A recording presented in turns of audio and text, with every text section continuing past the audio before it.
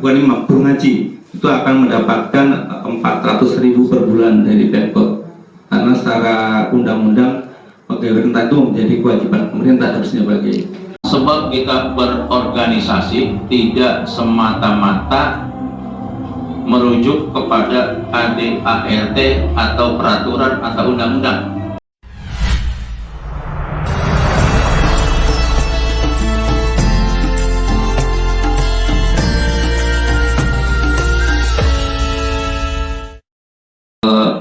Dan seminar kita kerjasama dengan Basnas. Tadi selain ke Pemkot, kita juga sudah ke BPJS, ke Basnas, terus dinas ketenagakerjaan, terus kita juga dengan DPRD kita juga diundang. Artinya bahwa hampir semua ormas yang ada di Depok sering mengundang kita. Artinya bahwa kita sudah diakui gitu Pak Gia ya. Kemarin terakhir juga diundang ke Metro Jaya mewakili untuk silaturahmi di sana terkait persiapan pemilu. Nah, ini menjadi poin penting buat kita.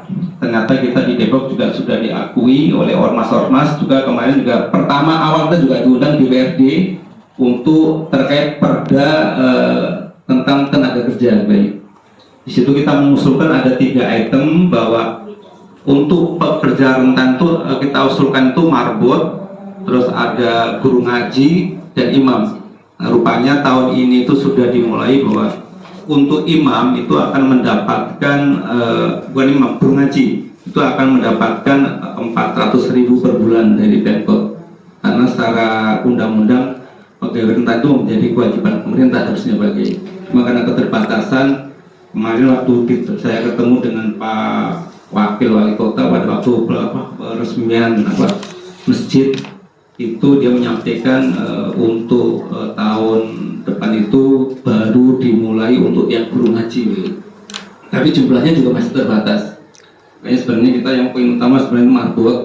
Kita sudah sempat diskusi dengan BPJS Ketenagakerjaan, dan kita juga nanti, cuma memang kemarin kan masih pakai dana Basnas yang temporer tuh ya. Nah, kita pengen nanti ada semacam dari kita masjid-masjid yang memang gak mampu dan yang mampu agak bisa saling membantu gitu kayak.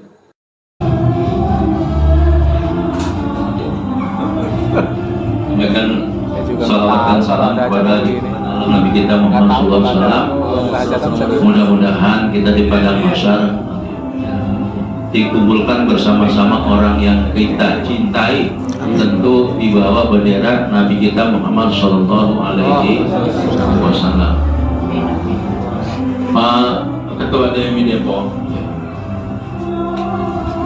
yang pertama kenapa saya sampaikan silaturahim atau silaturahmi, karena dengan silaturahmi ini membuat hubungan emosional secara personality kita lebih dekat.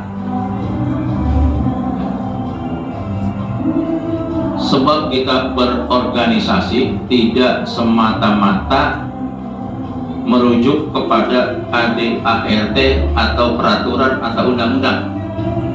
Ada yang termaktub atau tertera di luar itu. Ada etika, ya, ada norma-norma, ada kepatutan. Bahkan kalau saya menyampaikan selalu, karena setiap kabupaten kota itu dinamis, beragam, ya, jadi al-adatu muhakamah, ya. Jadi adat di Depok belum tentu sama dengan adat di Pangandaran. Jadi saya katakan, jadi al-adatu muhakamah, ya.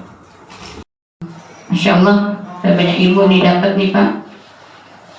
Nah, juga yang kami hormati, kita cintai dan kita banggakan Bapak kita semua, Bapak Kiai Haji Sidik Ahmad Sidik SH, yang juga ini luar biasa ini leadership yang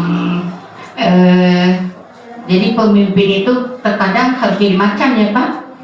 apalagi di DMI, kata Pak Dr. Muh tadi, DMI itu harus dibutuhkan, sekali-kali ditakuti ya Pak. Jadi pejabat manapun sebetulnya kalau mau maju, kalau KSID sudah seperti itu Pak, di tempatnya. Kalau calon wali kota aja suwun, Pak Gubernur bilang ayahanda kepada beliau, juga Pak Mursyid sebagai wakil sekretaris, Bapak Dr. Hadijai Eko sebagai ketua dan jajaran. Saya bukan arahan Pak, cuma sedikit menambahkan tentang bagaimana pemberdayaan ekonomi khususnya di masjid, juga bagaimana kaum muslimah berperan di masjid, sehingga keberadaan masjid ini betul-betul dirasakan oleh umat, khususnya di tempatnya masing-masing. Saya hanya menyarankan, tadi sudah bagus, banyak sekali program itu yang terkait ekonomi, khususnya tadi saya foto-foto tuh Pak Eko gitu. Tapi alangkah baiknya kalau DMI ini menyarankan mendirikan koperasi, tidak mesti koperasi syariah, tapi koperasi masjid berbasis syariah. Karena kalau koperasi syariah itu kan harus dewan pengawasnya khusus Pak, agak sulit, itu harus punya spesifikasi itu dan masih jarang yang punya sertifikat itu.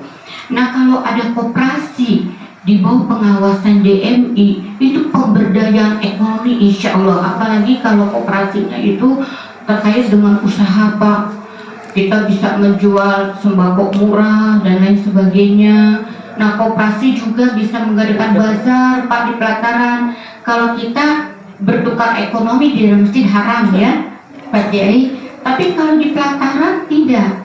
Apalagi ini Ibu Fadilah ya, tolong sampaikan, biasanya kalau masjid itu kan suka ada madrasah. Kalau madrasah masih boleh ya Pak ya, boleh itu kan. Biasanya kalau di taklim itu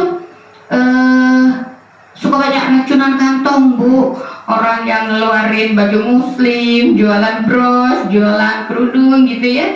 Itu semuanya ekonomi, apalagi yang di bidang kuliner. Saya rasa Pak pengurus masjid itu akan sejahtera kalau nyonyanya juga bisa nyari uang dan bisa tenang gitu ya, walaupun sibuk di DMI tidak khawatir suaminya tidak memberikan dapur ngebul gitu. Jadi satu itu, kemudian pelataran masjid, bahkan sekarang ini ada yang namanya program tanaman organik yang bisa ditanam di atas masjid Pak. Kan masjid itu sekarang suka didat ya Pak, Pak Dr. Mutani. Nah itu boleh minta tuh proposalnya ke ajukan proposal ke Masjid Salman. Iya. Kalau kebetulan kalau saya orang Kota Bekasi Pak, di Kota Bekasi saya ketua MES, itu sudah menjalankan itu bisa di bawah binaan DMI, itu bikin tanaman organik, berdayakan para pemuda yang mungkin belum punya pekerjaan, tidak bisa melanjutkan sekolah, membantu ibu-ibunya. Kalau bapak-bapaknya mungkin sudah punya pekerjaan sendiri ya gitu.